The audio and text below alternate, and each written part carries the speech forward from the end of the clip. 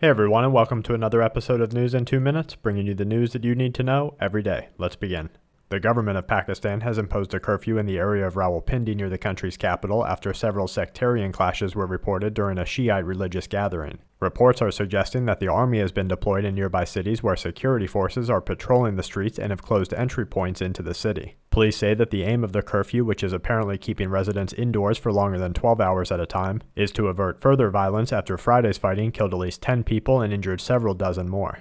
A study published in the Journal of Clinical Virology by the Key Laboratory of Animal Disease Control and Prevention in China shows the results of rigorous testing within the swine population of the country. As scientists struggle to determine whether the H5N1 variation of the avian flu was being transferred to other farm animals within the region, their data suggests that the disease is spreading primarily between poultry markets and poultry farms, allowing researchers and health officials to mandate concrete terms of quarantine and control to slow an outbreak if and when it occurs.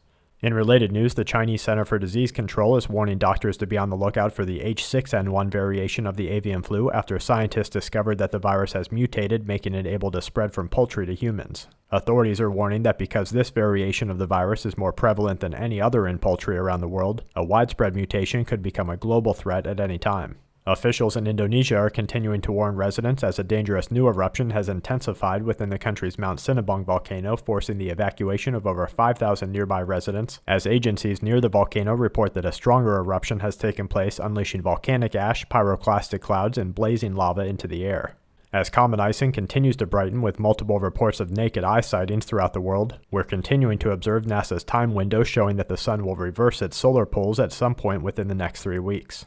And to wrap things up, a small group of military-imposed academics are said to be rewriting the country's constitution in Egypt. Tens of thousands of protesters are joining together in Italy against toxic waste dumping that they say is increasing the local rate of cancer. And a 5.5 near Tokyo, as well as a 5.0 near the Fukushima nuclear site, completes today's Quake Watch. And that's it for this episode of News in 2 Minutes. Check back tomorrow for more news that the aware need the most. This week's News in 2 Minutes is brought to you by SHTFplan.com, where even the officials go for news, and SQmetals.com for all your precious metal needs.